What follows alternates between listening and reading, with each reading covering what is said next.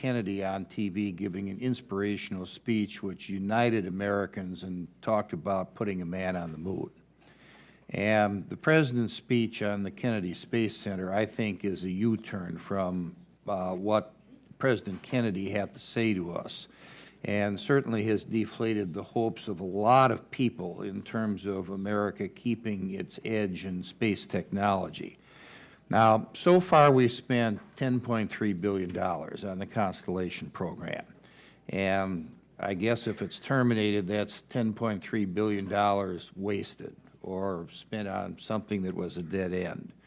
Has NASA or the administration given any consideration to modifying the program if they determine it to be too expensive rather than stopping it altogether?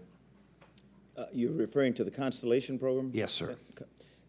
Sir, we are not looking at a way to modify the Constellation program because we feel that the amount of money that would be required to bring that program up to a point where it is viable is more than the nation can afford. Okay.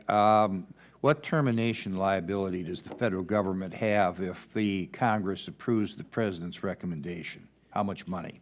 The termination liability is a requirement on the part that is laid on the contractor as a part of the contract. And we recently went through a lot of deliberation on that back and forth with attorneys, but termination liability is something that is a responsibility of the individual contract. Well, now, how's that if the determination to terminate the program is made by the Federal Government? That seems to be a pretty bad contract. Congressman, I am not an attorney, and I do not know why we introduced that type of clause into contracts, but it's in most of our NASA contracts. Well, I am an attorney with all due respect. Yes, sir. And, if all of a sudden, if the administration and the Congress agree to terminate the Constellation program and the contractors end up holding the bag, how do you ever expect them to sign another contract with NASA? Congressman, what most businesses do, from my very limited experience on the outside, serving on corporate boards, is that the board, with the management structure of the company, makes a risk decision. That, okay, we are going to go into this business because we're not sure that our client, our customer, is reliable. We're going to hold back some money just in case he finks on us.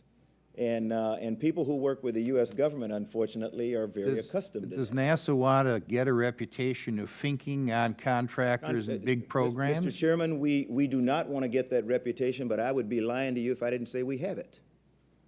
Everyone sitting in this room can line up, we can line that wall up with NASA programs that have been canceled, and it comes with changes of administration. It comes with changes of mind. One of the problems that we have philosophically as a people is we can't see beyond a four-year horizon. And all of you sitting in this room have a very difficult time seeing beyond a 2-year horizon, which comes down to a 1-year horizon when you have to run. And Well, sir, with all due respect, this committee on a bipartisan basis has written and passed into law multi-year NASA authorization bills, which is much beyond a 2-year horizon minus whatever part of our 2-year terms has already elapsed. Now, I'll be very honest with you, sir. This is a U-turn. And I think that there are a lot of people who still have the vision of President Kennedy, who think that the United States is abdicating its leadership in manned spaceflight as a result of the U-turn. And they're really puzzled when we see the administration asking for $23 billion to keep laid-off teachers on the payroll, but they don't have enough money to follow the $10.3 billion that we've already spent in building the Constellation program. If you want to look at the future, I would suggest that if it's too expensive, let's modify it, because I have a real bad time justifying to my constituents that, well, we spent over $10 billion of your money and we've decided we can't get anything out of it. And I'm not going to do that. And I think that if the President and his NASA administrator want to do that, you're going to have a tough time convincing the American people you're right. My time's up. Thank you.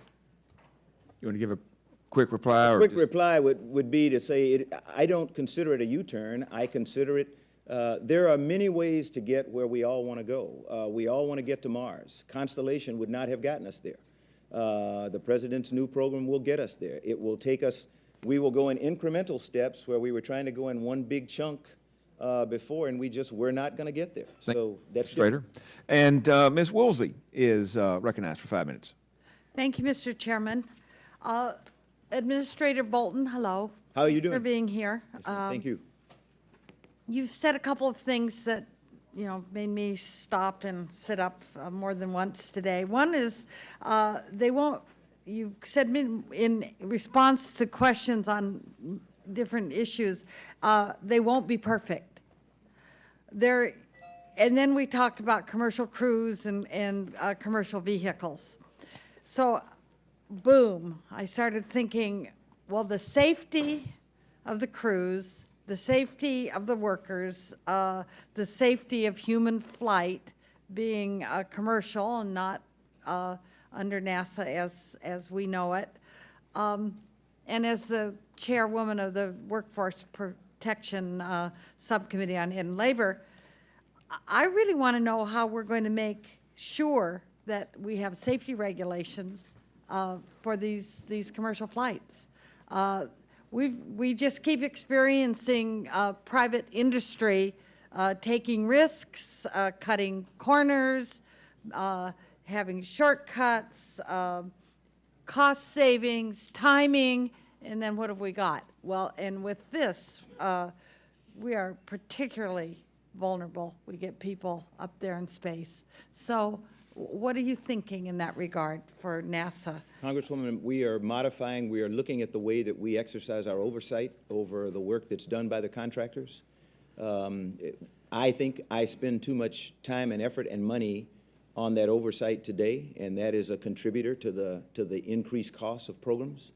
I don't need to have 20 NASA people overseeing 20 contractors to ensure safety. I can do that in a much more streamlined manner.